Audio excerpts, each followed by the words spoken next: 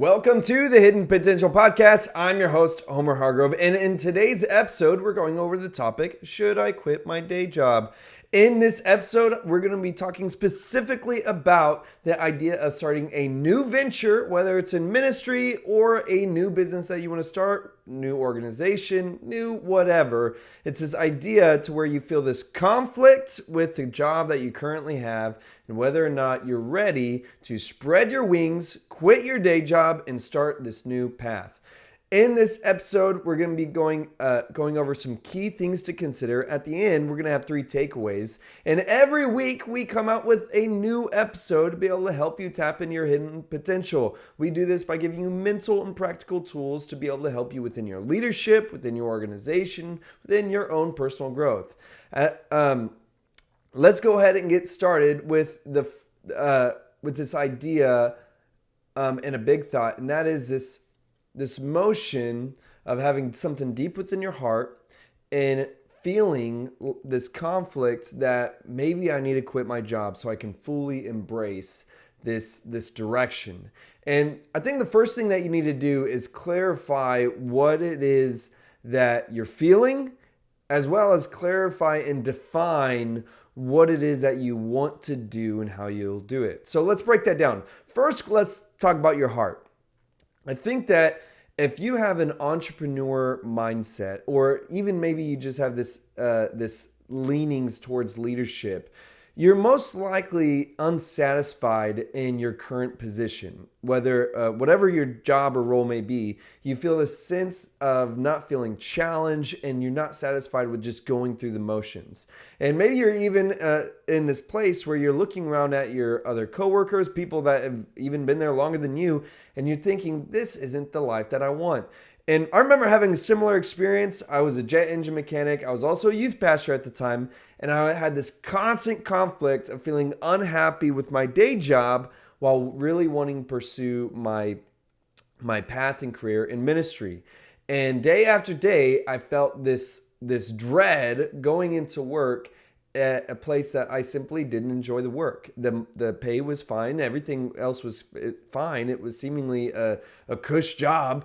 But I didn't really feel happy there. And as much as I tried to just go with it, I would find myself, instead of taking notes for the work that I had to do, I would end up almost in this is uncontrollable way. I would start planning and mapping out what I really wanted to do in ministry. And I would inevitably spend my time at work working on the work that I wanted to do instead of the work that I showed up to do.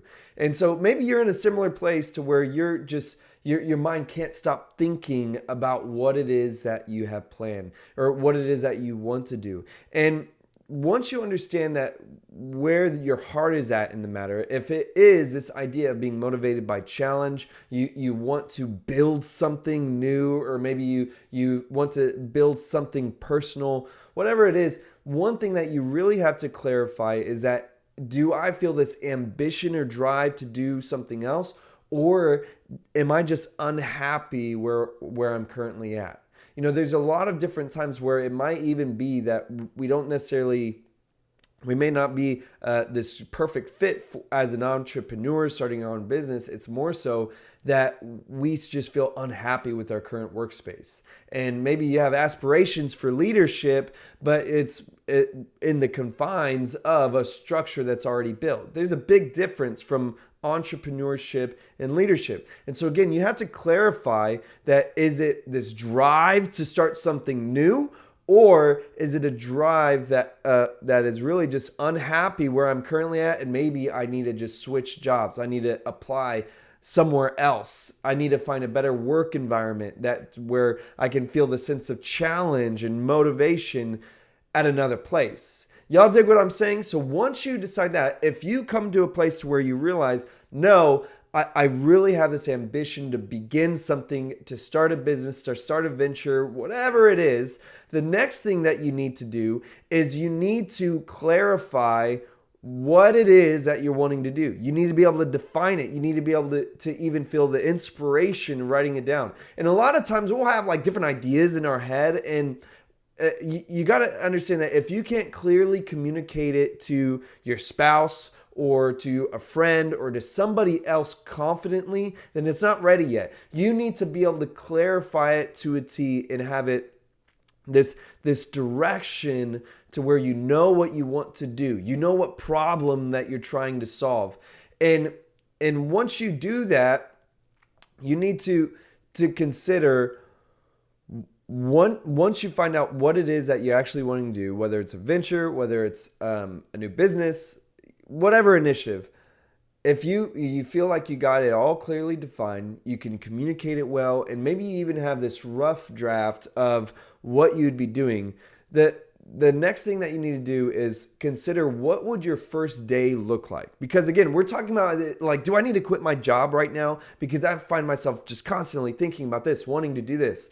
Just consider if you're to quit your job, and again, this is hypothetical. I'm not saying to quit yet. What would you do on your first day? Say tomorrow, what are you going to do? Map out your entire day with what you would do and break out to like reasonable time frames, like hourly and half hourly time frames of different tasks and what you would do for your very first day. And if you feel like you would be lost, that you don't really know what you would do, then you need to go back to the drawing board and you need to better clearly define how you're going to solve that problem within your business model. And then once, say you got your first day down, you're ready now, then consider what's your first week look like and map out your entire week of what you would do. And if you only feel like you can fill up spots for 1 day, 2 days, maybe 3 days, then that is a tell that you are not that you may not need to quit your job just yet. That is reasonable time that you could still fit into a regular schedule. And then once you get past that week, then you would do it for a month. And then you're slowly building out to where you're making short-term and long-term goals. To where maybe you're struggling of what you would do that first day.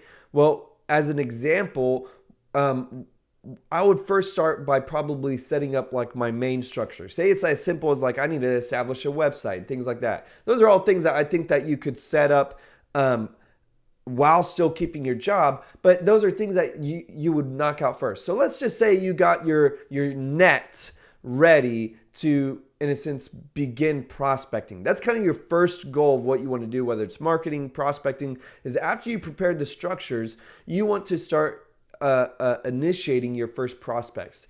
And consider how soon do you foresee growth and why would it happen? Sometimes we think that I'll just put it out there and it will grow. Believe me, that is not very common. It's just as a simple example with our church, with this podcast, with the book that I just published. I could go down the list of different things that I personally have initiated, and I could tell you from personal experience and many other people that I've spoken to, is just throwing something out there. It's not, people are not going to pick it up and think this is the best thing I've ever found. If anything, you will see so much less of a response than what you're anticipating. If you think that 10 people are going to buy whatever it is that you're selling, and I'm not talking about just like monetarily, like buy into whatever you're selling. If you think that you got 10 people that would, it would be safer to assume that 1 out of those 10 people will. That they might. And you have to understand that when it comes to building something, it takes a lot longer than originally anticipated. And so that's why it's sometimes better to grow slowly and build slowly rather than trying to just have this shotgun blast approach. And again, consider, what does my first day look like? What would my first week look like? And can I do these things on this tasks before I ever get started? So again, knock all that you can out while keeping your job, and then consider, what would my first day look like? How would I build prospects? What are my short-term goals and my long-term goals? What am I going to achieve within my first year? And how soon do I foresee growth to happen, and why? Why do I think that this kind of growth will happen? And I'll tell you another thing, just paying for advertisement doesn't necessarily work either. I've tried that route too, and just paying for like Facebook ads or Instagram ads, it doesn't really work unless you're pouring a lot of money into it. Consider the idea of like Coca-Cola and how they spend millions of dollars on advertisement, like a Super Bowl commercial for Coca-Cola. It is this $1 million campaign to just put Coke in front of your face, and no one is dropping what they're doing. Like, man, I really want a Coca-Cola right now. It's this passive marketing to where eventually, whenever they go to the store, they may consider, oh yeah, Coke. It's not even like this conscious thing. It's more so they've been branded in this subconscious way to appreciate Coke as a brand that they could trust. That's really what the marketing is doing, is branding as a product that they could trust. But it's millions of dollars just for that person to build a brand trust, not even a brand loyalty. And now let's scale it back down to us. If you're pouring hundreds of dollars into Facebook ad campaign, are you going to be able to have content that is superb enough to where people are going to drop what they're doing and say, oh, I need to click here right now? You just need to be realistic and consider that this game might be a long haul. So that being said, how soon do you foresee growth, and why would it happen? Why would that growth happen? And to that prospecting that I'm talking about, the best kind of prospecting is person-to-person prospecting, cold calling. Marketing has like less than 1% return on investment, while cold calling has like a 3 to 5% return on investment. It's much higher. But again, you're talking about 3 to 5%. That means after talking to 100 people, I may have 3 or 5 people that will be interested.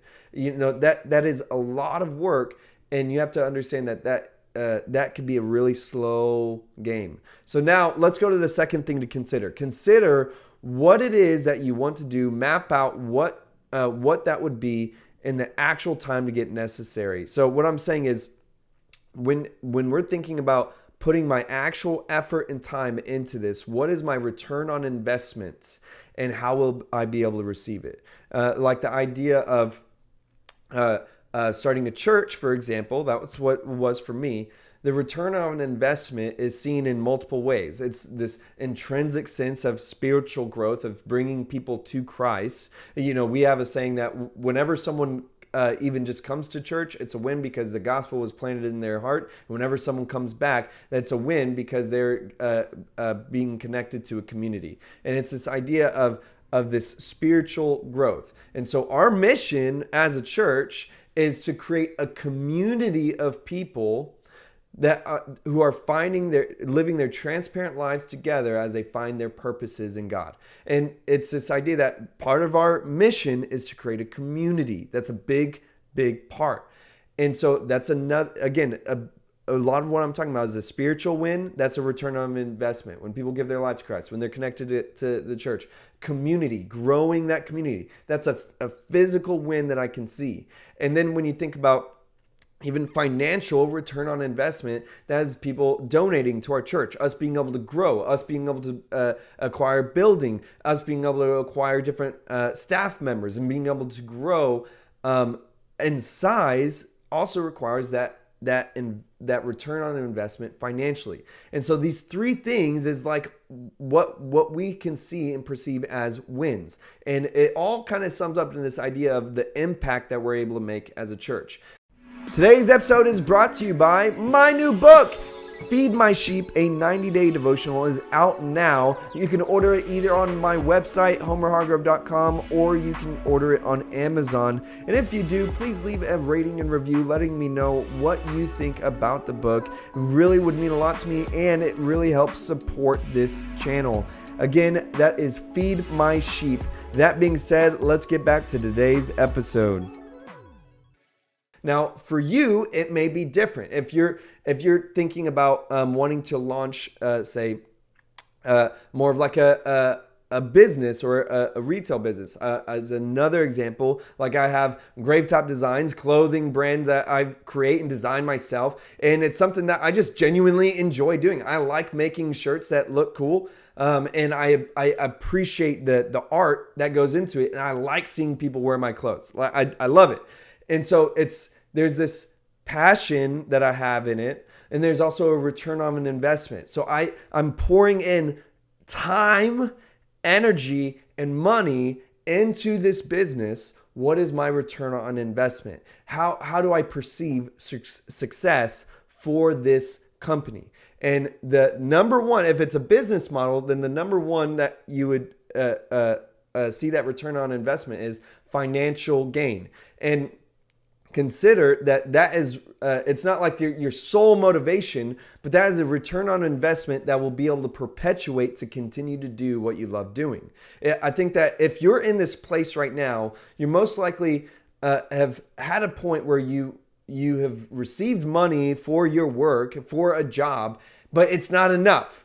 And that money is not bringing you that satisfaction. And so that's why you feel this aspiration and ambition to do something else. And so the money, even though it's like this return on investment, it's more so the means for you to be able to continue doing what you love doing.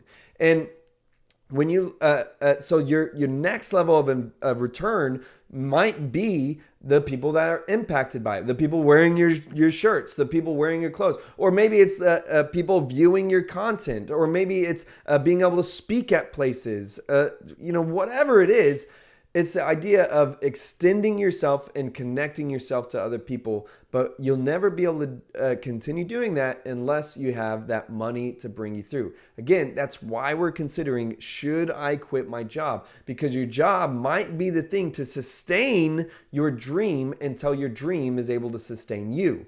Now, when it comes to this idea of what it is that you're wanting to do, everyone has different aspirations and ambitions, but consider, I don't want it to seem like I'm just saying, no, don't quit your job this whole time. There are times where it may be beneficial and better to quit your job sooner than later. For example, if your new job is dependent, or your new venture is dependent on services provided, well, then it may be more beneficial for you to be available for those schedules or whatever. Like if you're, say, you have this ambition to start your own hair salon, or you want to be an independent makeup artist. I don't know. I'm just throwing out ideas that are service dependent, and your growth is dependent on how many clients you're able to see. So what I would suggest in that kind of scenario is attempting to book as many clients as you can on your off days, on your free time,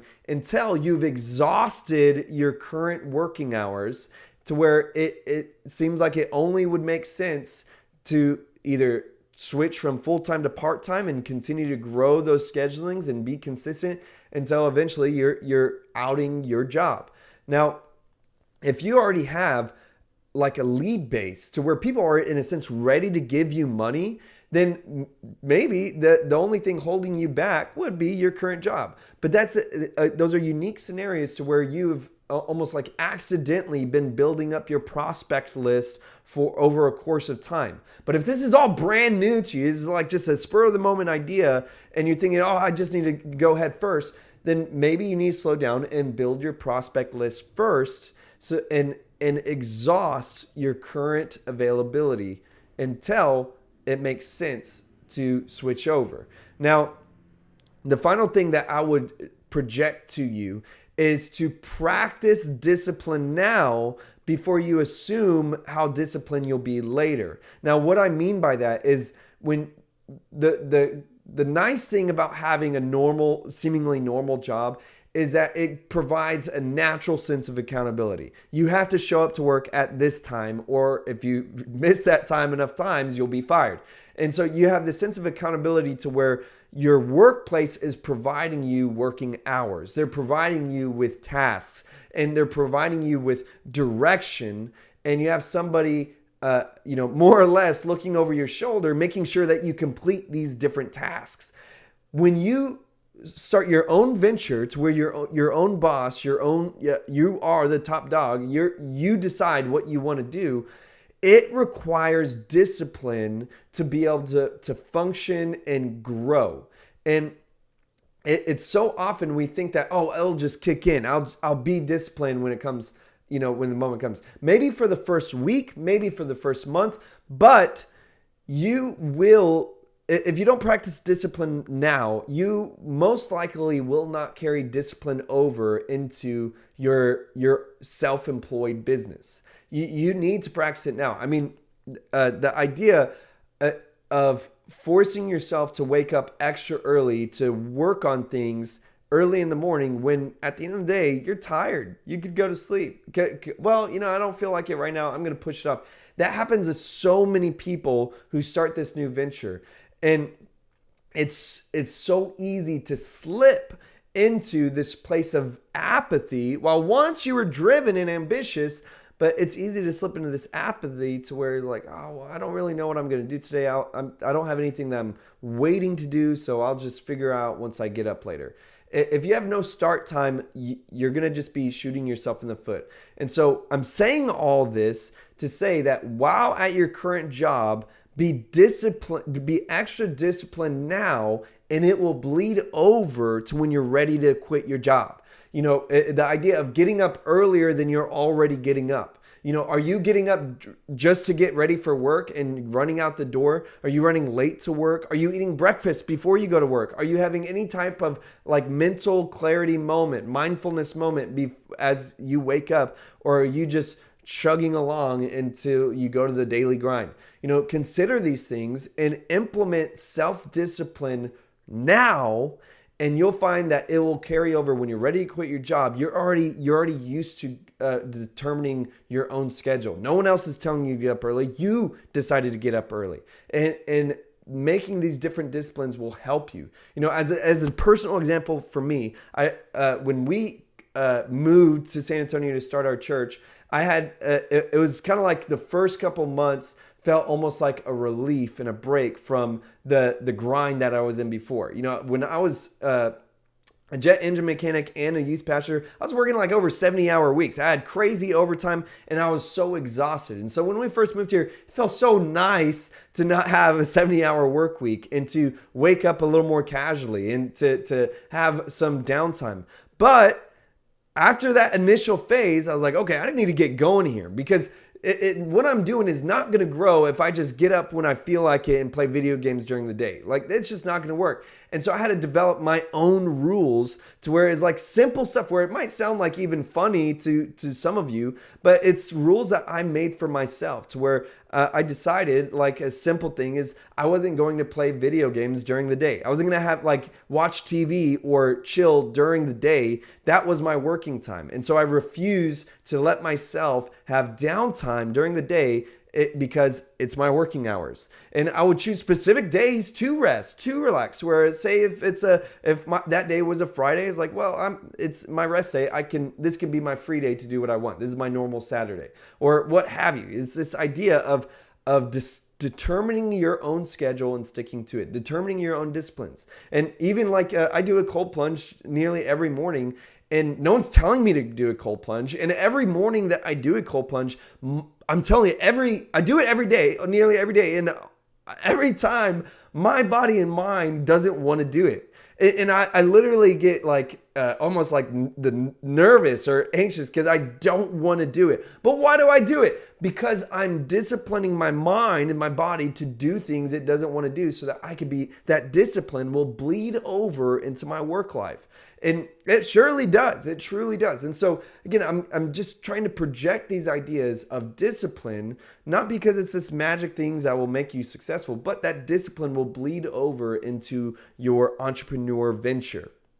And it's a powerful change. And before making any permanent changes like quitting your job, exhaust your current availability to prepare as much as you can until you have to change your schedule. That is one of the best ways to do it. Now, it doesn't mean that you won't be successful if you do the opposite. I'll be honest with you. The reason I'm harping on this idea of exhausting your time before you do it is because it is incredibly harder to fulfill your dreams or to chase after your dreams when your dreams are not sustaining you. You just can't. It's hard to sustain your dream when you don't have anything sustaining you.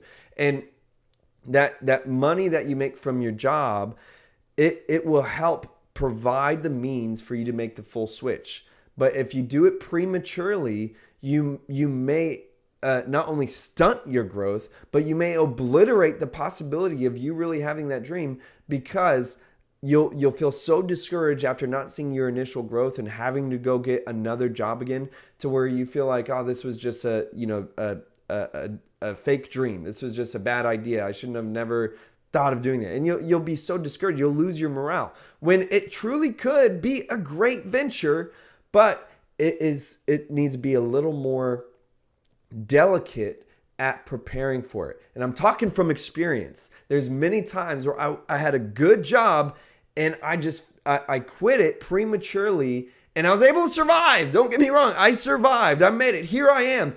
But it was so much more taxing on me. It was taxing on my family, on our simple provisions, and I had to bear the weight of that. And there's many times where I had to take even crappier jobs than what I had before, because I ended up having to I needed a little bit extra money. I mean, like, I went from getting a cush sales job and to where I was on salary and commission, and left it and went to and had to end up taking different commission only jobs where I could create my own schedule. Yeah, but I did not have that security of financial income. And the other times where I had to drive for Uber and Lyft. And when I left a cush job, but Uber and Lyft, thank God, that it helped sustain me for a little bit, but it made it more taxing, more difficult. Were there other benefits? Sure. I was able to gain so much more experience in ministry because of that flexibility. So I can't tell you that if I would have changed it or not. To be honest, I was able to focus all this extra effort on doing more ministry groups, and I got a lot of great networking and connections within that, being able to be flexible with my schedule. But the trade-off was that it was so much harder to make ends meet. The return on investment is that I have a really great network right now of people that I've invested in, to where there's places and groups and organizations that respect me because of the investment I gave to their groups during that period, to where I have this great network of people of people I've even had on this podcast, different groups and organizations that respect me and have an appreciative either partnership or connection with me, to where I could call on, and it would be a meaningful network, a meaningful opportunity for any future possibilities because of that investment. But again, it was taxing on me personally, on my family. There's still return, but you got to it really is just about, what is it that you're trying to get? What is it that you're trying to earn? There's still benefits to having that flexibility, but it may not be the benefits that you need right now at the beginning. I hope that makes sense what I'm saying. Now, let's end with 3 takeaways. Number 1, map out your business model with both short-term and long-term practices and goals. I mean, what would your short-term and long-term day-to-days look like? What would your goals look like? What would you hope to achieve, and how would you do it? Number 2, consider what your return on investment would be and how long you foresee it coming about. Then consider if your investment would still be worth it if you tripled the time that you initially thought. So if you think that your return on investment will take 2 years, well, would it still be worth it if it took 6 years? You got to really understand that some things take a lot longer than we initially anticipate. And number 3, refresh your schedule to pour into your venture while still keeping your current job, and implement daily disciplines to prepare yourself to handle the potential responsibilities of not having your average work accountability. Okay? Refresh your schedule. Plan out your calendar, and include these disciplines, and include time to pour into this venture as much as you can before you actually quit your job. I hope that this podcast episode was meaningful for you, and I hope that it made a difference for your life and your leadership. And I got to plug the book that I just came out with, Feed My Sheep 90-Day Devotional. It is out now. You could order it on my website. You could also order it on Amazon. And I want to say thank you to all of you who've already purchased this book and been giving me just this great feedback. You guys have been hyping me up so much. And I just got in the journals that are with the book. And so if you want to get both the book and the journal on my website, you're able to save on bundling them together. On Amazon, you're able to order both, but there's not a bundle option. So again, that ordering that book really helps support this podcast, helps support our ministries, and it would mean a world to me to let me know what you think of the book. That being said, until next time, have a great life. Well, there you have it. I hope that this episode was meaningful and edifying for your leadership and your growth within your ministry and organization. Could you do me a favor? Could you leave a rating and review for this podcast? It'd really help me out and help others be able to see this show in their feed. You can also visit homerhargrove.com to be able to learn more, connect, or become one of our supporters. Until next time, have a great life.